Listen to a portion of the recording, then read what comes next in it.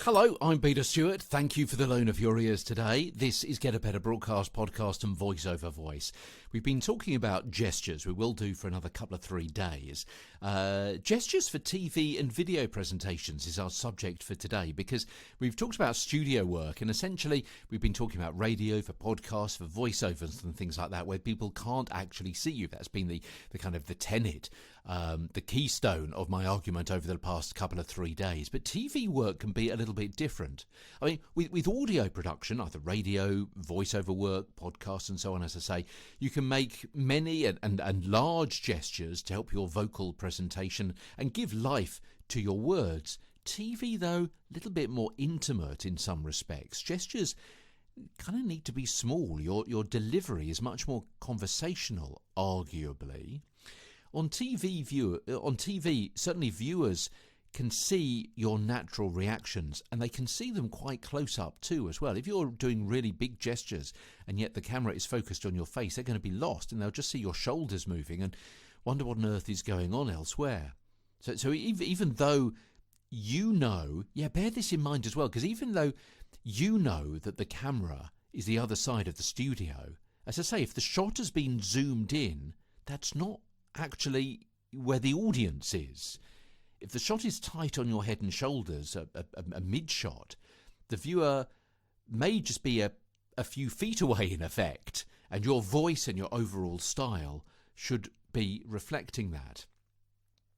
If you're recording a YouTube video or a webinar or maybe on a small mobile camera or a webcam, be really careful with your expressive arms, because they could just go out of frame of the camera. Or if adjusting the camera right in front of you, have you ever seen this? Viewers will see your hand kind of lunging at them out of the screen. Ugh, what's that? So it could be really careful. You've probably seen this on Zooms and Teams and various webinars and so on, maybe through work, where someone adjusts the camera and all you can see is this huge Kenny Everett type hand coming towards your face. I've realised I've just made a reference to a comedian and radio DJ from the 80s and 90s.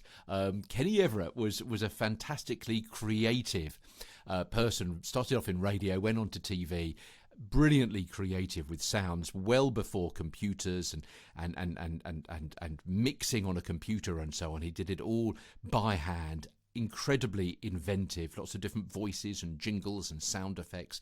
Absolutely brilliant, the likes of which we've never seen either before or since. When he moved to TV, one of his characters had huge hands, huge fiberglass hands, 5 or 6 feet big, and he would wave them around. That's what I'm talking about there. Okay, sidebar.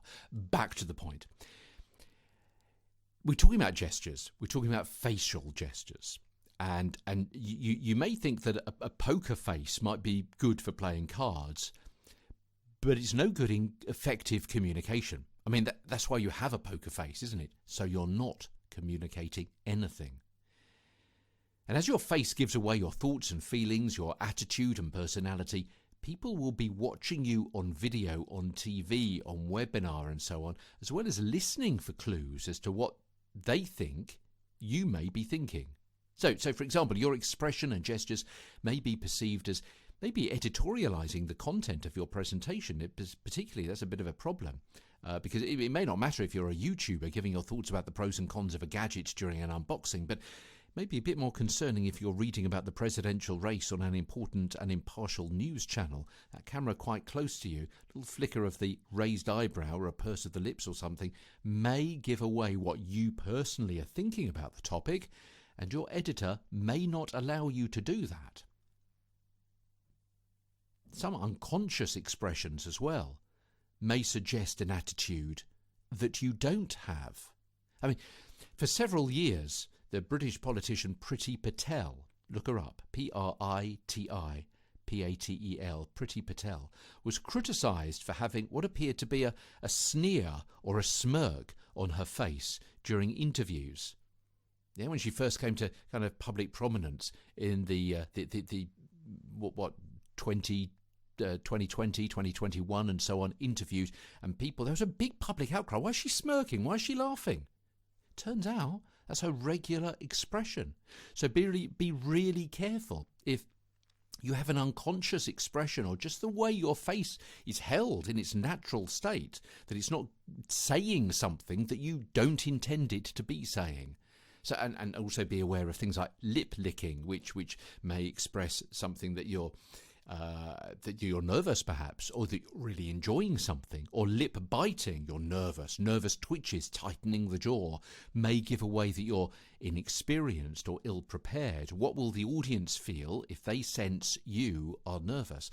So gestures, yes, but all these other parts of body language, something that you can control to a certain extent, to a large extent. We're talking about some gestures you build in deliberately, other gestures that should be coming naturally to help your voice, and other gestures which you may think about suppressing for various content and context and editorial reasons. Okay, we've spoken about radio and podcast studios. We've spoken about TV and video studios. Tomorrow, stage performers. It's not the point of the podcast, really, but as we're here and we're talking about eye contact and the use of voice, let's just spend tomorrow quickly talking about eye contact for video and stage performers as Get a Better Broadcast Podcast and Voice Over Voice continues. From London, have a great day, by the way. Have a great day, yeah? Wherever you're listening, I really appreciate you listening to this. Thank you so much, genuinely. It really means a lot. Our numbers are up and up week on week, and I'm really pleased. I get a real humility in my heart when people write to me from around the world saying they're listeners. I really, really genuinely appreciate it, and I don't say that enough. So have a good day. Much appreciated. I'll be back tomorrow. From London, I'm Peter Stewart.